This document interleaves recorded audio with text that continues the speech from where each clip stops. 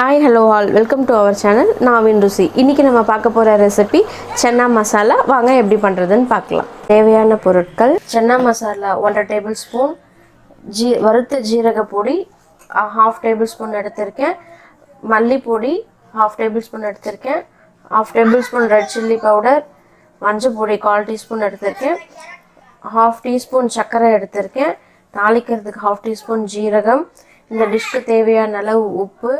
இது வந்து சென்னாவை வந்து நல்லா வேக வச்சு நைஸாக கொஞ்சம் அரைச்சி எடுத்திருக்கேன். கொஞ்சோண்டு கொத்தமல்லி, இஞ்சி பூண்டு பேஸ்ட்டு, கொஞ்சோண்டு பட்டர், அப்புறம் எண்ணெய் கொஞ்சம் எடுத்திருக்கேன் தாளிக்கிறதுக்கு. இது வந்து நான் ஒரு 1.5 கப் அளவு சென்னாவை ஊற போட்டு வேக வச்சு எடுத்து வச்சுட்டேன். அந்த டிஷ்க்கு தேவையான அளவு ஒரு பெரிய வெங்காயம் எடுத்து நான் பொடியாக நறுக்கி வச்சுருக்கேன். 2 சின்ன சின்ன தக்காளி பொடியாக நறுக்கி வச்சுருக்கேன். வாங்க இது எப்படி பண்ணுறதுன்னு பார்க்கலாம். ஃபஸ்ட்டு இந்த டிஷ் தாளிக்கிறதுக்கு கொஞ்சம் தேவையான அளவு ஒரு 2 டேபிள் ஸ்பூன் எண்ணெய் விட்டுக்கலாம். எண்ணெய் கொஞ்சம் நல்லா சூடேறினதுக்கப்புறம் தாளிக்கிறதுக்கு ஜீரகம் போட்டுக்கலாம். இந்த ஜீரகம் இப்போ நல்லா செவக்கட்டும். செவந்ததுக்கப்புறம் வெங்காயம் தக்காளி ஆட் பண்ண போகிறோம். இப்போ ஜீரகம் நல்லா பொரிய ஆரம்பிச்சிருச்சு. ஜீரகம் நல்லா பொரிஞ்சிருச்சு. இந்த டைமில் வெங்காயம் போட்டுக்கலாம்.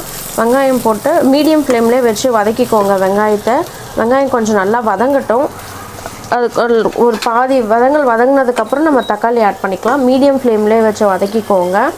இப்போ இது பாதி வேக்காடு வதங்கட்டும். வெங்காயம் பாருங்கள் கலர் மாறிடுச்சு. இந்த டைமில் தக்காளியை நல்லா சேர்த்துக்கோங்க. தக்காளி வந்து நல்லா வதங்கணும். அது தனித்தனியாக வாயில் கிடச்சா அது நல்லா இருக்காது இந்த டிஷ்ஷில். ஸோ அது நல்லா வதங்கட்டும். அது வதங்கிறதுக்கு இப்போ நம்ம கொஞ்சோண்டு உப்பு சேர்த்துக்கிறோம். அதில் உப்பு சேர்த்தோம்னா வெங்காயம் தக்காளி ரெண்டுமே சீக்கிரம் வதங்கிடும். ஸோ இப்போ உப்பு போட்டுட்டேன். இது கூடவே நான் வந்து எடுத்து வச்சுருக்கேன் இஞ்சி பூண்டு பேஸ்ட்டையும் இதிலே ஆட் பண்ணிக்கிறேன். இஞ்சி பூண்டு பேஸ்ட் போட்டாச்சு. இஞ்சி பூண்டு பேஸ்ட் போட்டு இது நல்லா அந்த பச்சை ஸ்மெல் போகிற வரலையும் வதங்கட்டும். இந்த தக்காளியும் வந்து நல்லா ஜூஸியாக வதங்கணும். அது வரலையும் நல்லா மீடியம் ஃப்ளேம்லேயே வச்சு வதக்க விடுவோம். அது வதங்கினதுக்கப்புறம் மீதி என்னன்னு பார்க்கலாம்.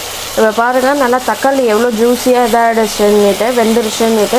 இன்கேஸ் உங்களுக்கு வந்து இப்படி வதங்கவில்லைன்னா அரைச்சி கூட போட்டுக்கலாம். அரைச்சி போட்டால் ஆனால் ரொம்ப நேரம் ஆகும் வதங்கிறதுக்கு. அது தண்ணியெல்லாம் சுண்டி இழுக்கிறதுக்கு. ஸோ நீங்கள் வந்து பொடியாக நறுக்கி போட்டு மேலே கொஞ்சோண்டு சால்ட்டு போட்டிங்கன்னா வெங்காயம் தக்காளி ரெண்டுமே சீக்கிரம் வதங்கிடும். இப்போது இந்த டைமில் வந்து நம்ம எடுத்து வச்சுருக்கோம் இல்லையா மசாலா பொடியெல்லாம், அதெல்லாம் சேர்க்க போகிறோம். எப்பயுமே மசாலா பொடி சேர்க்கும் போது நல்லா சிம் பண்ணிவிட்டு சேர்த்துக்கோங்க. அப்போ தான் தீயாமல் இருக்கும். இப்போ வந்து ரெட் சில்லி பவுடர், மஞ்சள் பொடி, கொரியாண்டர் பவுடர், அதுக்கப்புறம் ஜீரக பொடி எல்லாத்தையும் நான் இதில் சேர்க்குறேன். சேர்த்து அதுவும் நல்லா பச்சை வாசனை போகிற அளவு மீடியம் ஃப்ளேமில் வச்சு வதக்கிக்கோங்க. அது ஒரு 2-3 மினிட்ஸ் வச்சு வதக்குனிங்கனாக்கா அதோட ரா ஸ்மெல் போயிடும். ஏன்னா மீடியம் ஃப்ளேமில் வைக்கிறதுனால. இப்போ பாருங்கள் எல்லாமே நல்லா மிக்ஸ் ஆகி எண்ணெய் தனியாக பிரிஞ்சு வருது பாருங்கள். இந்த டைமில் இந்த எடுத்து வச்சுருக்கோம் இல்லையா சன்னா மசாலா பவுடர், அதையும் சேர்த்து இதில் நல்லா பிரட்டிக்கோங்க. பிரட்டிட்டு இந்த சன்னா வேக வச்சுருக்க தண்ணி இருக்குது இல்லையா, அது கொஞ்சமாக விட்டு ஒரு 2-3 மினிட்ஸ் நல்லா கொதிக்க விட்டுக்கோங்க. ரொம்ப நேரம் வேணால் ஒரு 2 மினிட்ஸ் 3 மினிட்ஸ் கொதிச்சா போதும். கொஞ்சம் நல்லா சலன்னு கொதிக்கும்ல, அந்த டைமில் நம்ம சன்னாவை எடுத்து வேக வச்சுருக்க சன்னாவை எடுத்து இதில் ஆட் பண்ணிக்கலாம். இப்போ இது கொஞ்சம் நேரம் கொதிக்கட்டும். கொதிச்சதுக்கப்புறம் பார்க்கலாம். இப்போ பாருங்கள் இது நல்லா கொதிக்க ஆரம்பிச்சிருச்சு. இந்த டைமில் வந்து நம்ம வேக வச்சு எடுத்து வச்சுருக்க சன்னாவையும் கலந்துக்கலாம். இது ஏன் நான் வேக வச்சது கொஞ்சம் அரைச்சி வச்சேன் அப்படின்னாக்கா, இது போட்டோட்டே பாருங்கள் ரொம்ப தண்ணியாக இருக்குது. ஸோ அதனால் இதை கொஞ்சம் போட்டோம்னாக்கா கெட்டியாகிடும். மற்றபடி இந்த கடலை மாவு, கார்ன்ஃப்ளவர் மாவு இதெல்லாம் சேர்த்திங்கன்னா டேஸ்ட்டு ஒரு மாதிரி டிஃப்ரெண்ட் ஆக்கிடும். நல்லா இருக்காது அந்த சன்னாவோட டேஸ்ட்டு. இது கொஞ்சம் நேரம் கொதிக்கட்டும். இது நல்லா கொதித்ததுக்கப்புறம் இந்த கெட்டியாக இருக்கிறத இதில் சேர்க்க போகிறோம் நம்ம. இப்போது இதுவும் கொதிக்க ஆரம்பிச்சிருச்சு. நம்ம ஆல்ரெடி மசாலாலாம் போட்டு கொஞ்சம் நேரம் கொதிக்க வச்சதுனால இது ரொம்ப நேரம் கொதிக்கணும்னு அவசியம் இல்லை. ஸோ இப்போ இது நல்லா கொதிக்குது பாருங்கள். இந்த கன்சிஸ்டன்சி வந்து தண்ணியாக தான் இருக்குது. இப்போது இந்த டைமில் வந்து நம்ம அரைச்சி வச்சுருக்கோம் இல்லையா, இதை சேர்த்துக்கலாம். அரைச்சி வச்சு மிக்ஸ் போட்டதுக்கப்புறம் நல்லா கலந்து விட்டுக்கோங்க. ஏன்னாக்கா இல்லாட்டி இந்த கடலை மாவுலாம் சரியாக கலக்கலனா கட்டியாக ஆயிடும் இல்லையா, சம்டைம்ஸ் அது மாதிரி கூட ஆகும். நீங்கள் தண்ணியை விடாமல் ரொம்ப கெட்டியாக அரைச்சி வச்சுருந்தீங்கனாக்கா. இப்போ பாருங்கள் இதுக்கு ஓரளவு கரெக்டான கன்சிஸ்டன்சி வந்துடுச்சு.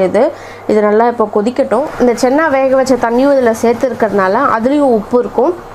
ஸோ உப்பு செக் பண்ணிவிட்டு நீங்கள் வேணும்னாக்கா போட்டுக்கோங்க. அந்த தண்ணியை வந்து வேஸ்ட் பண்ணாதீங்க. அந்த தண்ணியை இதில் விட்டுக்கோங்க. இப்போ நான் இதில் வந்து உப்பு செக் பண்ணிவிட்டு இது கொஞ்ச நேரம் போட்டு மூடி வச்சு சிம்மில் வச்சு கொதிக்க விட போகிறேன். ஒரு 5 மினிட்ஸ் சிம்மில் வச்சு கொதிக்க விட போகிறேன். இப்போ இது நல்லா கொதிச்சிருச்சு. இது வந்து நான் சைட் டிஷ்க்காக பண்ணுறேன் இந்த இதை. அதனால் எனக்கு இந்த கன்சிஸ்டன்சி போதும்.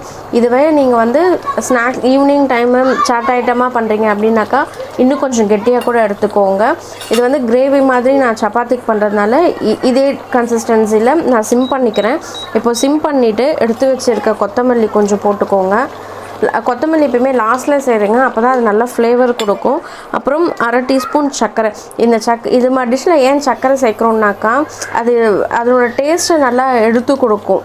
நீங்கள் எப்பயுமே சர்க்கரை சேர்த்து இந்த டிஷ் பண்ணுங்கள். இதுவோ இல்லை பன்னீர் வச்சு எதாவது பண்ணுறீங்கனாலும் லாஸ்ட்டில் ஒரு 1/2 டீஸ்பூன் சர்க்கரை போட்டுக்கோங்க.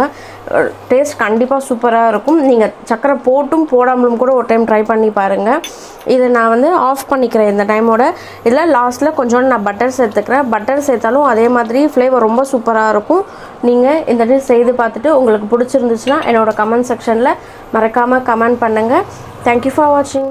இந்த டிஷ் செஞ்சு பார்த்துட்டு உங்களுக்கு பிடிச்சிருந்துச்சுன்னா மறக்காமல் லைக் பண்ணுங்கள், ஷேர் பண்ணுங்கள், என்னோடய சேனலை சப்ஸ்கிரைப் பண்ணுங்கள்.